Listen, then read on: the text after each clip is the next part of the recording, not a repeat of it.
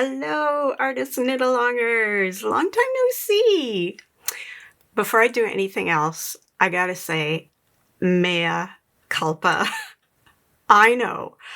I said that I would tell you who the winners were a couple of weeks ago, and I haven't done it yet. Totally on me. I really wanted to finish my artists completely, and I wanted to film this to show you what I did to troubleshoot something that was bothering me, and it might help you too. So it's taken me a bit to get to the point where I had a day where I could do this. Like, my life gets crazy sometimes. Just gonna put that out there. So today was my first opportunity to make this happen. And so I have picked the winners. Woohoo! And I will tell you who they are shortly. But first, I just want to talk about my shawl for a bit and show you how I solved the problem. This may not be the best way to solve the problem, but it's what I decided to do. So here we go. I'm going to put this on and show you what the problem is, and then I'm going to come back and show you how I solved it. Okay, here is my finished artist. Ta-da!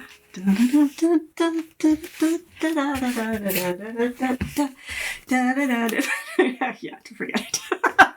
Anyway, the problem with my finished artist is up here. Now, as you recall, I did talk to you in the final episode about how I knit it too tight through here. And that is still a problem. It's pretty snug. I managed to block it out vigorously and get it more or less to the width I wanted. I didn't add anything to it like I discussed in the video. What I did do was I undid my bind off. Hang on, I'm just going to sit down and tell you about the neck edge, because that's the only part that we're going to talk about from this point forward. So hold tight. I'm going to sit down and come back and we'll talk about this neck. Okay, back in my seat. Now, I did make this neckline smaller by undoing the I-cord bind off and redoing it by knitting two together about every 4 or 5 stitches or so. I can't remember. I think it was every 5. So I did make it a little bit smaller. But as you can see, it wants to sit, no matter how I get this on myself here, it wants to poke up like this. And it's a product of this type of yarn. And it might have occurred to me back at the beginning when Smita and I decided, this yarn was going to work well for this. There's just nothing to be done about this. This yarn, it has drape. There's absolutely no question that it has drape. But just because of the construction, the type of stitch, the edging, all that stuff, it just does not want to just fall and drape like my other wrapover shawls do at the top edge. So that's just how it is. But that's not to say this is the end of the world. I have solved this. So hang on a sec, and I'm going to take this off and show you how I solved it. So what I decided is that the upper, like the neckline edge on this particular wrap, because of the type of yarn that's being used, needed more shaping, because it wasn't just going to drape down on its own. So it needs to be shaped up around the neckline. So here's what I decided. You can see here that I have put little locking markers about every 8 inches or so around this edge. I divided it into 1, 2, 3, 4, 5, like 5 sections, 5 even sections, and put locking markers around. And what I'm going to do is make a dart. So I'm going to fold over about 1 inch at the neck edge, line it up until I get down, so through this section, right through the waffle section, essentially. And I'm going to pin it. Now, what the heck did I do with my pins? Hold tight. Found my pins. Okay. So I'm going to double it over about an inch at the top. And I'm going to pin a dart into it, making sure to keep the patterns lined up.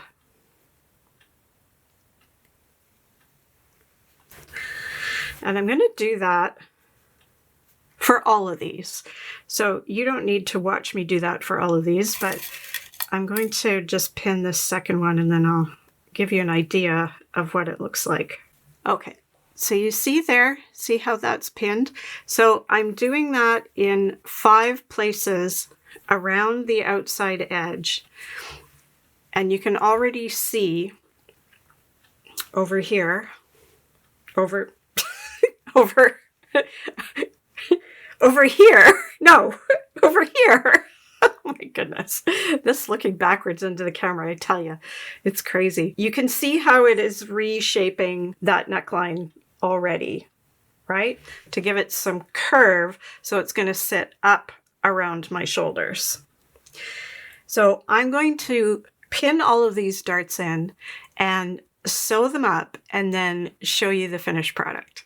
Now, while I'm sewing this, I'm just going to say that ideally, if I knew that I needed this shaping in advance, which next time I decide to do a wrap over in this type of yarn, I will know that, I would have worked the shaping into the waffle sections here. So I would have included some decrease rows, not in the banded stripe sections, but in these waffle sections, probably every second row or so, I would have done evenly spaced decreases around to build that shaping in and not have to have this bit of extra bulk. And by the way, I am sewing it down on the inside as well as on the outside, and I'm using the gray yarn. It's really only taking me a few minutes each. The beauty of this rustic fabric is that it hides everything. So it's really easy just to grab the back of a stitch here and there and just whip stitch this up, and it becomes pretty much invisible. As you can see, I'm going to give this a shot of steam and it's going to blend right in. So here we are. Voila! All done with a lovely shaped neckline that sits more flush on my body. Now, this is what I call an aftermarket modification because I did these mods on the finished garment instead of working these mods in as I was knitting it. Ideally, obviously, I mean, you can see a little bit where these darts are, but they're not too obvious.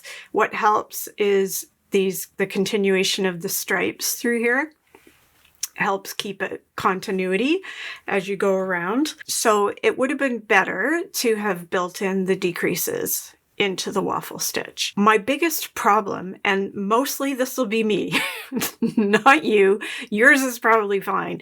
It's mostly me because I had, remember I talked about in an earlier video, I had that issue where I was knitting to gauge down here and then I switched needles and I was knitting while I was traveling and I started to knit tighter and tighter and tighter as I went up. I also switched to a different knitting style. So I had different needles, different knitting style. I know, I'm crazy. And so in my heart of hearts, what I really want to do is undo this whole thing. And I want to frog it back down to about here, honestly, halfway down the color work, and rework it all properly. And I might just do that because I'm fuss budgety and a perfectionist. And I really want this to be a piece of work that I'm proud of and I feel like I did correctly, instead of fudging it because I made some mistakes. And I'm not judging anybody who does that. If you're happy with your finished product and you fudged and you're happy with what you got, then 100%. And I absolutely have done that in the past. I'm good with this. I'm not 100% happy with this. So I think I am going to frog it back. Anyway, it's all good. Lesson learned. We all learned something together. Thank you so much for being a part of this knit along with Smita and I. This was our first one. I don't know about Smita, but I've learned a lot in doing this knit along. You guys were great sports. I really appreciate it. Now, for the part you really want to know about, right? Who won? I ended up picking 2 winners for the modified wrapover version. Yeah, you can see this still isn't sitting quite right, is it? Yeah. I need to fix this. Anyway, I ended up picking 2 winners for the modified wrapover because I didn't really have anybody in the finished category for the original version. Mo, I know that you finished one in the original version, but that was before the knit along. So I couldn't really count that. I did put you into the category, into the whip category, because you were working on something else. I hope that's okay with you. I found all the people who finished and I assigned numbers to you and I used a random number generator. You're just going to have to take my word for it. The winners are Paula, who is sobering on Ravelry. Paula, you are one of the winners of the finished wrap. And Amber, who is a Starfire on Ravelry. You are also one of the winners of the finished wrap. Both of you are going to get gift cards from Smita's shop. You lucky dogs. I just can't get over how great Smita's collection is. So lucky you, you can online shop at Smita's shop. And the winner of the book and of the whip category is Deborah, who is DSW 503 on Rav. Deborah, you're getting the book because you're the one who said, if I win something, I want the book. So that book, which I should have right beside me, but I seem to have put somewhere. I don't know what I did with it. Anyway, it's not far, but I'm going to send you a brand new one. I'm just going to ship one to you. Okay, so you 3 winners, Paula, Amber, and Deborah, please send me your contact information through the email. I think all Smita needs to send you a gift card is your email address, which we already had. Deborah, I'm going to need your mailing address. So please email that to me. And I hope to see all of you, if possible, in the fall. I'm just going to give you a little sneak peek. I'm going to design an infinity cowl using these yarns from Smita's shop. These are John Arbin Textiles yarns. It's going to be worsted weight, and there's going to be a lot of fun. There's going to be some mosaic. There's going to be some texture. There might be a little bit of cable. I'm just getting into swatching, but lots of techniques for you to learn. Provisional cast-ons, grafting, knitting in the round, all kinds of fun stuff. So hope to see you there. Thanks again for being here. Love you all. This was so great. And if you have any questions, you know how to find me. And I'll see you all on the channel and at the next knit along. Bye.